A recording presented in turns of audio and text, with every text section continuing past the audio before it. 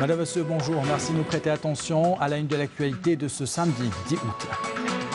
Par millions, les pèlerins sont au mont Arafat, une étape culminante dans le rituel du Hajj. Des images impressionnantes dans ce journal. Eid al-Adha, c'est la fête du sacrifice. L'Algérie dispose de plusieurs variétés de moutons. Dans cette édition, nous vous parlons du Sidaoun, très présent dans le sud du pays. L'enquête de ce journal s'intéresse à un accessoire que vous portez tous les jours de l'été, les lunettes solaires. Comment les choisir, selon quels critères? Les réponses tout à l'heure. Et à la veille de l'Aïd, nous vous proposons des douceurs algériennes en plein cœur de Paris. Les gâteaux algériens séduisent les expatriés algériens, mais aussi les étrangers. C'est le reportage de ce midi.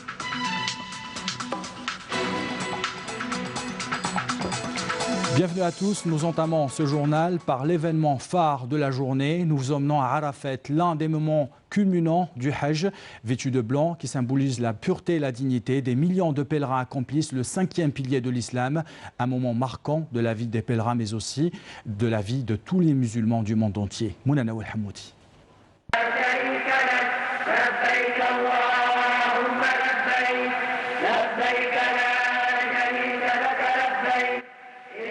Dès les premières heures de l'aube, 2,5 millions de musulmans ont commencé à affluer sur Jabal al-Rahma.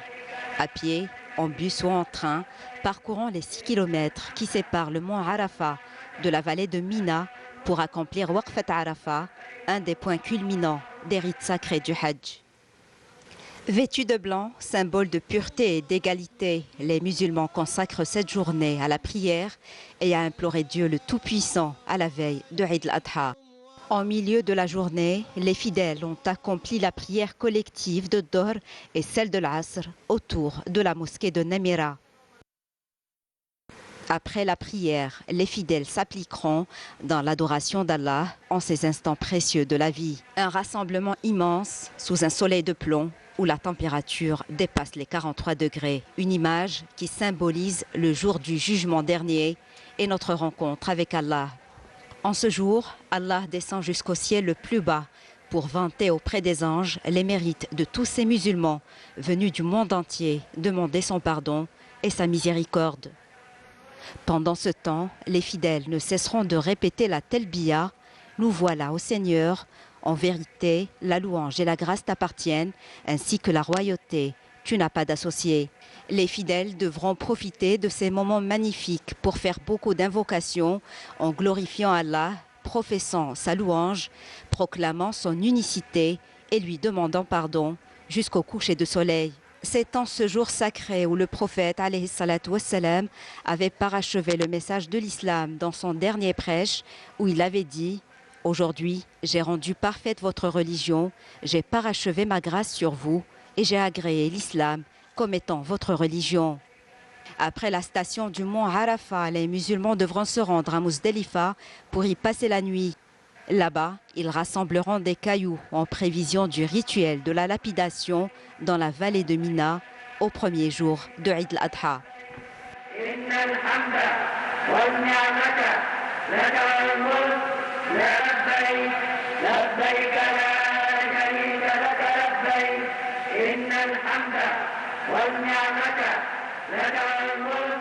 L'Aïd, c'est pour demain. On vous parle depuis plusieurs jours du choix du mouton de l'Aïd. Ce choix diffère d'une région à une autre. Nous allons vous parler de la race de Sidaoun à Adrar. Ce sont des moutons à poil de chèvre, à la viande tendre, paraît-il, et au goût excellent. On voit cela avec Amel Messaïd. Des prix abordables et une offre qui répond largement à la demande. Nous sommes dans le marché du bétail de la wilaya d'Adrar. Ici, en Seru, sur une race peu connue dans le nord, on l'appelle Sidaoun. Un mouton local très apprécié pour son goût, voire même ses bienfaits sur la santé. On ramène les Sidaoun de Timiaouen et Bourj Baji Mokhtar. Du Sahara en somme. Oui, il est très demandé. Oui, je l'achète tout le temps. Sa viande est bonne. Les prix sont plus intéressants que l'année dernière. Ça varie entre 25 et 42 000 dinars. En prévision de toute déclaration de maladie, les services vétérinaires veillent au contrôle régulier du bétail.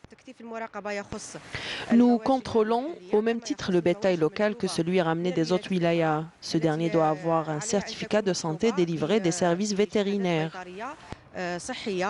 Il s'agit d'une race locale, très résistante à la chaleur, ce qui facilite son élevage car elle s'adapte rapidement. En dépit de leur prix très raisonnable, les habitants d'Adrar préfèrent tout de même acheter leurs moutons bien à l'avance pour faire plus d'économies. Et toujours en prévision de l'Aïd, on vous parle dans ce journal du kyste hydatique, une maladie qui se développe souvent de façon silencieuse. Dans le reportage qui va suivre, nous allons découvrir le cas d'Ishaq. Âgé de 20 ans, il a attrapé le parasite durant son enfance. Il doit subir une intervention chirurgicale. Comment reconnaître le kyste hydatique? Comment se protéger? Élément de réponse avec Saïda Mayouf. Ishaq, il vient de découvrir sa pathologie il n'y a même pas 2 mois. Sachant qu'il a vécu à Oussara pendant 10 ans. Donc il est âgé de 20 ans maintenant. Donc il a dû attraper le parasite durant son enfance. Mais comme on sait que le kyste hydatique évolue à bas bruit, donc il s'est manifesté à l'âge de 20 ans. Donc suite à des douleurs abdominales, il a bénéficié d'une échographie puis d'un scanner qui ont, c'est-à-dire objectivé ou qui ont posé le diagnostic de ce kyste hydatique. Le jeune Ishaq, 20 ans, admis au CHU de Douira, devra subir incessamment une intervention chirurgicale. Le kyste hydatique a sérieusement affecté son foie. Donc le foie, comme on sait tous qu'il y a 2 parties, il y a le foie gauche et le foie droit. Là, dans son cas, le kyste prend pratiquement tout le foie gauche. Donc pour voir les répercussions de cette maladie, qui reste une maladie bénigne, mais parfois, vu son siège ou le volume, elle peut devenir dangereuse. كنت عايش في بلاصة من قبل فيها حيوانات تربوهم كباش كلاب حاشاك كل شيء ليسونسيال اللي يتربى. من بعد جينا سكننا لهنايا في ألجي في 2011 هكا ولا 12. من بعد جاني ميكروب لهنايا في يدي أوبيريت عليه. من بعد مع الوقت جاني كيست في الكبده كتطلع لي سخانه. رحت للطبيب دار لي راديو عطاني دواء قال لي اسكو اذا بريت يروح بالدواء هكاك نورمال اذا ما بريت نديرو لك عليها اوبيراسيون. Avec l'approche de l'Eid al-Adha et le rituel du sacrifice, apparaît également le spectre du kyste hydatique, maladie dangereuse, parasitaire, transmissible par les animaux. Donc la période d'Al-Eid, il y a un abattage important de moutons. Si on suspecte donc, que le foie est atteint ou que les poumons sont atteints, donc c'est visible à l'œil nu, c'est des petits kystes ou c'est des gros kystes. Donc c'est surtout quand c'est des gros kystes, c'est facile à voir. Quand c'est des petits kystes, aussi en général, on peut soit l'enlever, soit carrément jeter si on n'est pas sûr un peu de. Donc alors au lieu de jeter dans la nature, et que les chiens vont les manger et pourraient transmettre la maladie à l'homme après. Donc il vaut mieux enterrer les abats. Donc il faut les enterrer ou les incirer. Mais la meilleure situation, c'est d'enterrer ces abats. En 2017, et selon les statistiques du ministère de la Santé, on a recensé plus de 380 cas de kyste hydatique. Le taux d'incidence apparaît comme suit, 0,9 équivalent à 100 000 habitants. Les wilayas les plus touchés, nous avons en premier lieu Tissemsilt avec 6,3 équivalent à 100 000 habitants, Tiaret 5,4, Saïda 4,3 et Médéa 4,2 équivalent à 100 000 habitants.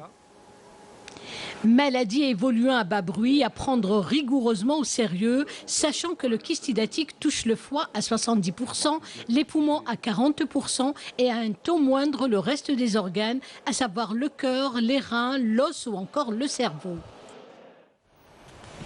Et la consommation d'eau triple durant la journée de l'Aïd. Les habitants craignent des coupures. La CEAL se prépare à relever le défi, mais les responsables persistent et signent sur la rationalisation de l'eau. Commentaire Amel Bouarba. Élément vital, l'eau est indispensable lors du sacrifice du mouton, mais il arrive que les robinets se retrouvent à sec durant les fêtes de Eid al-Adha, une situation appréhendée par de nombreux foyers qui redoutent de vivre ce calvaire. Nous avons tous besoin d'eau durant Eid al-Adha. J'espère qu'il n'y aura pas de coupure et que les services de la CEAL prennent en considération nos réclamations. S'il y a un manque d'eau, des odeurs nauséabondes vont se propager et cela va entraîner des maladies. Et afin d'éviter les perturbations d'alimentation en eau potable, durant les 2 jours de Eid al-Adha, la Société des eaux et de l'assainissement d'Alger, la CEAL, a mis en place des mesures spéciales. La consommation تزيد 3 خطرات على العادي تاعهم. دونك حنا نسيو دائما نفورسيو les stations de surpression. Donc نعمروا le maximum des réserves. وزدنا بهذا الشيء ثاني 22 équipes d'intervention. عندنا 11 camions citernes qui sont disponibles à travers la wilaya d'Alger. Je demande à nos clients de rationaliser leur consommation d'eau potable durant l'Eid al-Adha. Rationalisation de la consommation d'eau potable est donc le mot d'ordre pour éviter une surconsommation et par conséquent une baisse rapide au niveau des réservoirs. L'eau, cette source de vie, on vous parlait hier de Ghardaya, de ces nappes phréatiques qui seraient menacées par un collecteur des eaux usées. Ces préoccupations ont été exprimées au ministre des Ressources en eau, Ali Hammam. Des promesses ont été faites. Une enveloppe d'1,5 milliard de dinars est dégagée. On revient dans ce journal sur les réactions des notables sur place. باسم المجتمع المدني نثمن القرارات التي اتخذها السيد الوزير الأول نور الدين بدوي ونشكره على ذلك. هي وقف الأشغال وإعادة شطر الواحة وفتح التحقيق في الأشغال التي قام بها الشركة. نثمن قرارات الوزير الأول نور الدين بدوي بعد مراسلات حثيثة من المجتمع المدني في التكفل بهذا المشروع الذي يهدد النظام الواحاتي في غردايا، طبعا بإرسال وزير القطاع لمعاينة المشروع. ونؤكد على ضرورة إعادة الأشغال بتقنية النفق البيضاوي وفتح تحقيق معمق في القضية، وخاصة عدم ربط القناة الرئيسية إلا بعد رفع كل التجاوزات المسجلة من الخبراء والتقنيين من المجتمع المدني والهيئات العرفية وأمناء العرش والسيل. ثمن عاليا المبادرة اللي اتخذها السيد الوزير الأول سيد نور الدين بدوي على أن أوفد السيد وزير الموارد المائية يوم أمس يوم 7 أوت سنة 2019 للاطلاع عن كثب ورفع المعاناة وصورة المعاناة التي يعانيها سكان بلدية ضايط بن ضحوة بسبب إشكالية عدم اكتمال مشروع الصرف الصحي. نثمن قرار الوزير الأول الذي اتخذه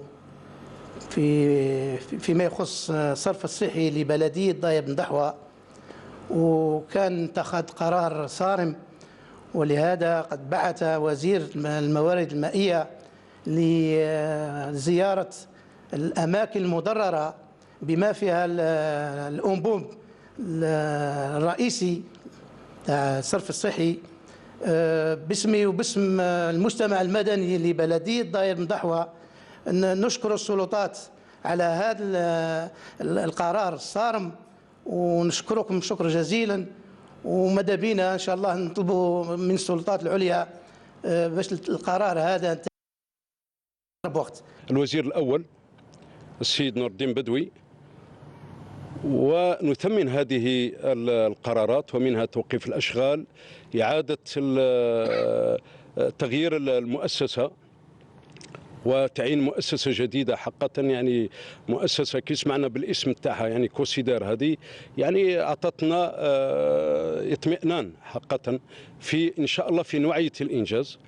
وزاد الوزير طمنا اكثر انه المجتمع المدني وبواسطه الاعيان وخاصه امناء السيل اللي هم مختصين في هذا يسيروا الاشغال، ويكون تنفيذ المشروع على أساس دراسة تقنية محكمة ومؤشر عليها من الCTH هذه وهي هيئة مراقبة المياه. الناشطين في مجال البيئة ببلدية غرداية دقوا ناقوس الخطر فيما يخص هذا الموضوع، وراسلنا السلطات العليا، وكانت الاستجابة من طرف السيد الوزير الأول بتكليف وزير الموارد المائية بالنزول إلى الميدان لإيجاد حلول تقنية لهذا الإشكال. Dans l'actualité internationale et dans les territoires occupés, 4 Palestiniens ont trouvé la mort ce matin, tués par les soldats de l'occupation israélienne près des frontières avec Gaza. 2 autres Palestiniens ont été blessés près de Khan Younes. À Qalqilia, les forces de l'occupation israélienne ont réprimé une marche pacifique dans la localité de Kafr Qadoum, une marche anticolonialiste qui revendique l'ouverture de la rue principale fermée depuis plus de 6 mois. Et puis, 57 personnes ont trouvé la mort ce matin à Nairobi dans une explosion d'un camion-citerne accidenté près de la ville de Morogoro, à 200 km de l'ouest de Dar es Salaam, une information de la police locale. Retour en Algérie, c'est l'accessoire phare de l'été et des plages. On vous propose une enquête sur les lunettes solaires. Comment faut-il les choisir? Selon quels critères? Eh bien, nous avons testé pour vous, chez un optométriste, des lunettes achetées à la sauvette qui ne répondent pas aux normes. Ces mêmes lunettes, nous les avons soumises à des passants pour essayer de voir s'ils peuvent reconnaître l'original de la copie. Regardez. Nous commençons cette enquête en caméra discrète, chez un vendeur de lunettes en gros. Ici, il y a de toutes les couleurs, toutes les marques. Mais que valent-elles vraiment? Nous décidons d'acheter une paire à 300 dinars. Pour y voir clair, nous ramenons ces lunettes chez un optométriste à Cuba. Bonjour monsieur. Bonjour. Alors, on vient tester 3 lunettes chez vous. Alors la première, moi je l'ai depuis un moment. Elle est achetée au prix fort. La deuxième, elle est achetée sur Internet. Et la troisième, on l'a achetée sur Alger Centre à 300 dinars. Donc là, si le verre est de bonne qualité, le test était entièrement. Donc on va tester le premier verre. On met, ça s'éteint. Donc c'est un verre UV400. On fait celle qui a acheté à la sauvette. On met, rien ne s'éteint. Donc c'est un verre qui est fait pour brûler les rétines, parce que là les UV vont rentrer à 100%. Pourquoi ça rentre à 100%? C'est un verre qui est foncé automatiquement, la pupille se dilate. Donc il n'y a aucune protection et les UV rentrent en force. Il est préférable de ne rien porter du tout, parce qu'on a une protection naturelle qui est due à la pupille qui se rétrécit, la paupière qui descend et les cils. Donc ça protège naturellement contre les UV. Ça, c'est à jeter. On teste le dernier verre. Là, c'est bon. UV400, ça passe. Maintenant que nous sommes fixés, nous décidons de cacher les marques pour n'influencer personne. Nous mettons la paire qui n'a pas réussi le test au milieu et nous demandons aux passants: est-ce que vous pouvez tester ces 3 lunettes et nous dire laquelle est vraie et laquelle est la fausse?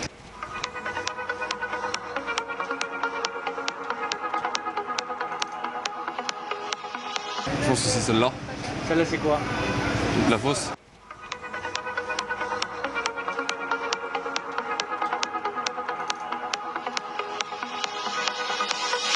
Je pense que celles-ci sont vraies et celles-ci sont fausses. D'accord. Et vous, mademoiselle? Moi, je pense que celles-là sont fausses et celles-ci, elles sont vraies.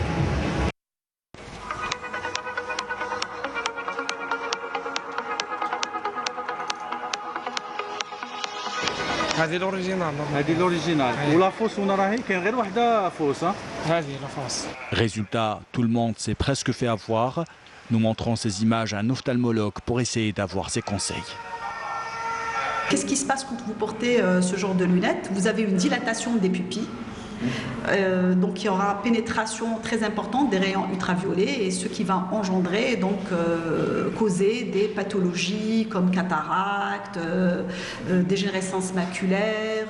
Et il y a le risque de cancer de la peau. C'est pour ça que les lunettes solaires doivent être englobantes, qui protègent aussi les paupières, pas seulement le globe oculaire mais les paupières aussi, parce qu'il y a un risque de cancer comme le spinocellulaire et le basocellulaire. Et comment se protéger? Par le port donc des lunettes solaires. Pour protéger ses yeux, le prix est souvent gage de qualité. Et n'oubliez pas, même en cas de temps nuageux et couvert, près de 80% des rayons UV continuent de rayonner. D'Alger à Paris pour vous parler d'un peu de douceur dans une pâtisserie algérienne. Les gâteaux traditionnels sont exhibés tels des bijoux. Les adeptes sont des expatriés mais aussi des Français séduits par le savoir-faire algérien. C'est un reportage de Hasna Zoubiri.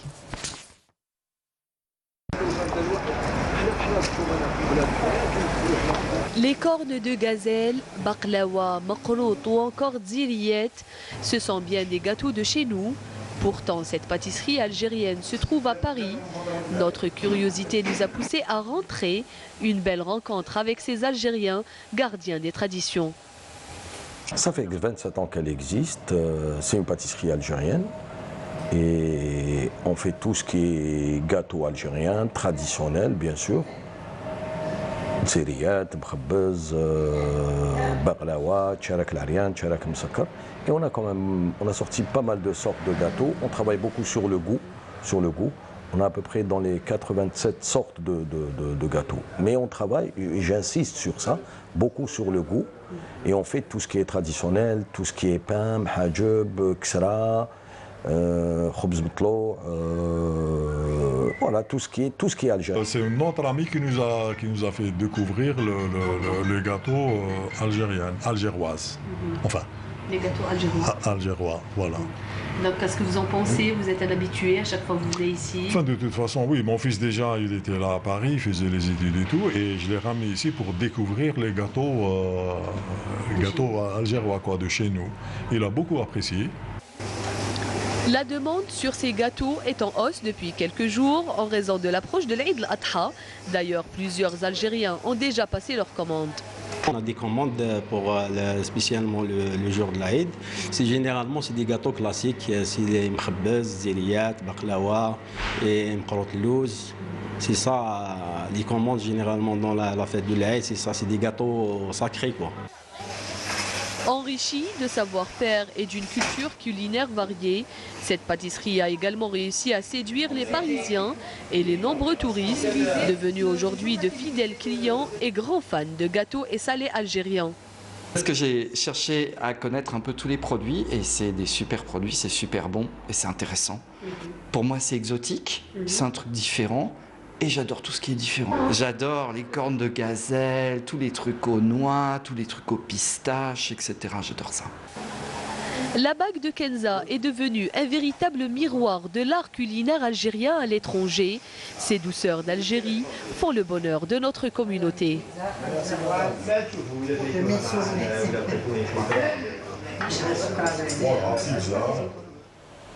Du foot pour finir ce journal, nos représentants de la Champions League et la Coupe de Confédération ont remporté leur premier match. Les Usmistes sont revenus de Niamey avec 3 points. Voilà les photos de la victoire. Et puis, un autre match de la GSK qui signe donc son retour par une victoire en Ligue des Champions d'Afrique après 9 ans d'absence. La GS Kabylie s'est imposée hier soir face à la formation soudanaise d'El Marrikh 1-0 au stade de l'unité maghrébine de Béjaïa. Un but inscrit par Riyad Ben Sayeh à la 43e minute, comme on peut le voir sur ces images.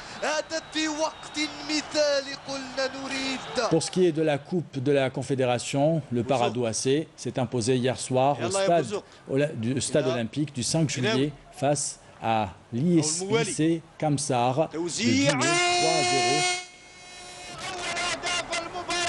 Le CRB, quant à lui, entre en compétition ce soir contre la formation tchadienne de l'AS Coton au stade olympique du 5 juillet à 20 h.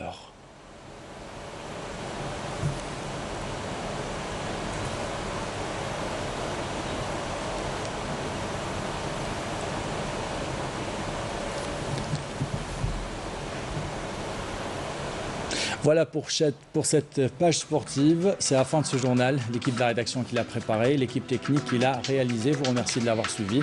Tout de suite, un point complet météo avec Fariel Chir. J'aurai le plaisir de vous retrouver à 19 h. Belle journée à tous.